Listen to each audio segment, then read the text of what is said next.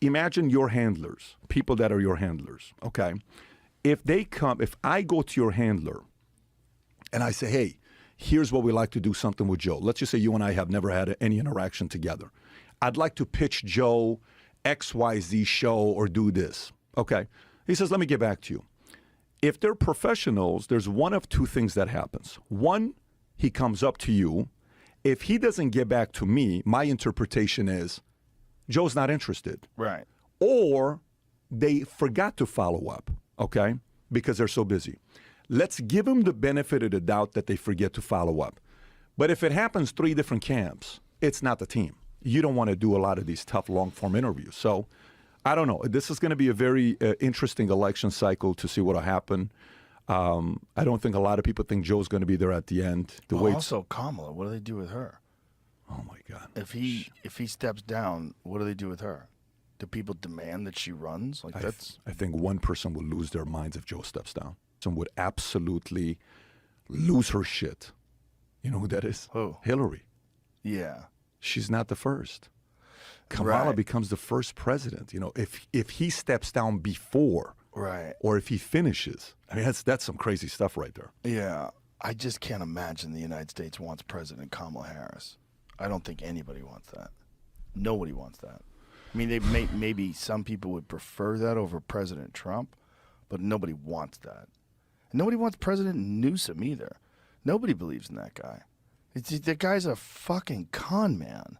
I mean, everything he did in California, from trying to mandate vaccines for kids, when it was totally unnecessary, to being caught out in public without a mask and lying about the fact that he was outdoors. Yeah. All of it. It's just, nobody believes in that guy. He's just a politician. Just a stone-cold, narrative-driven politician. You know, and nobody thinks he's a real human. Whether you like Trump or not, whether you think he's corrupt or not, that's a human being. You know what that guy is. Same thing with RFK Jr. Whether you believe that he's correct about vaccines or whether you believe his policies would be effective, and you know that's a human being. With Newsom, you got like this construct, this cardboard cutout of a person. It's just, I don't think people want that. But they might want it more than they want President Trump. And that's where we got Joe Biden. We didn't get Joe Biden because Joe Biden's amazing. Joe Biden's been a goof his whole fucking career. He's always been a goof. He's been caught lying so many times. Yeah. He's so full of shit. There's so much evidence that he's corrupt.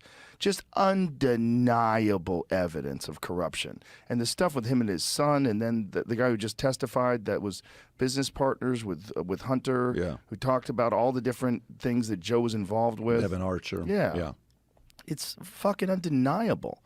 And the fact that mainstream news is ignoring this, except for right-wing media, it's fucking crazy. Yeah, but on the back end, when they flip, they're all united when they flip. Meaning, if they go after him, like they did with Cuomo. Exactly. So to me, Andrew Cuomo is a case study of what's about to come. Like, it's a conversation where whoever the guy is, there's got to be a guy that makes the phone call, right? That guy can talk to him. And they say, Joe, it's time. We got to figure something out, and you got to step away. And we're going to protect your legacy. Netflix has already agreed to do a massive 4-part series documentary on your life. And we got you a $30 million deal with Simon & Schuster, okay? And outside of that, you're good, you're scored away, you're going to get this award, you're going to get that award, and your wife's going to get this, and you're going to get this, and you don't have to worry about pardon, all this, but you got to step away. That person's going to make the phone call, especially to the people when you're part of the establishment. That person can't make the phone call to the anti-establishment people. But that person can make the phone call to the establishment people, and he's full-blown establishment, 50 years if you want to, 60 years. The Newsom thing is a little bit interesting. I think Newsom is 10 times more marketable than Biden. When Newsom went on Hannity, I don't know if you saw it or not, most people said Newsom won.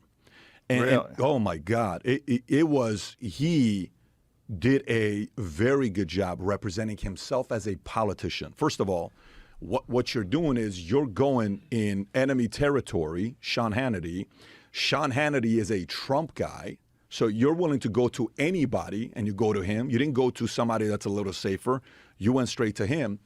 And afterwards, everyone's like, Newsom showed up, he did this, he did that. So if Newsom takes a page out of Trump's playbook to go against opposition, he shows strength, Democrats are just going to get behind somebody, and they got a behemoth of a machine to start talking about why he's such a hero, why he's such a this, why he's so noble. So, the other part, Joe, that RFK is confusing a lot of these guys, RFK and Vivek. What are the two guys doing? They're going on podcasts. They're going everywhere. Yeah. And some of these guys are not realizing the power of you yet, the power of the podcast model, the power of Friedman's, the power of going and talking to the people because it's digital. I'm looking at the video here, 15-minute clip, 5-minute clip, Twitter short clip. So I think this could be the first case study where mainstream media for an election, this could be the last one where they have a little bit of an advantage. I think it's about to be done for them. Yeah, I think so too.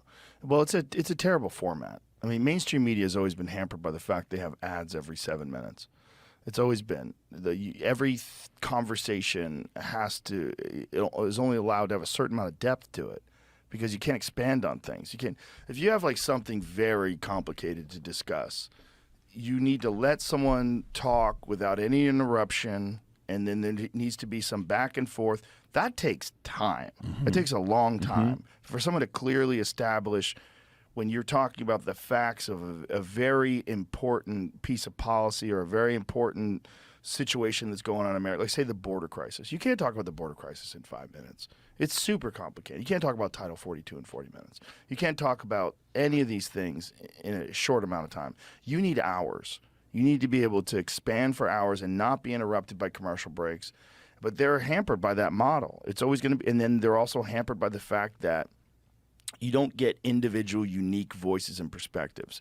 You get narrative-driven, policy-driven, ideologically driven hosts who they're contained by whatever system that they're a part of.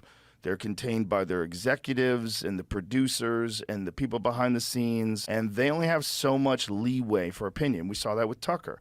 Tucker ventured outside of that, and he had a podcast voice on network television. So you had a guy that was saying what he believed about the intelligence agencies, about the FBI's interference into the protests of the Capitol, about Pfizer and Moderna and what they've done with the drugs, about the lab leak, about Anthony Fauci, about all these different things. Like, he essentially was treating network television like a podcast.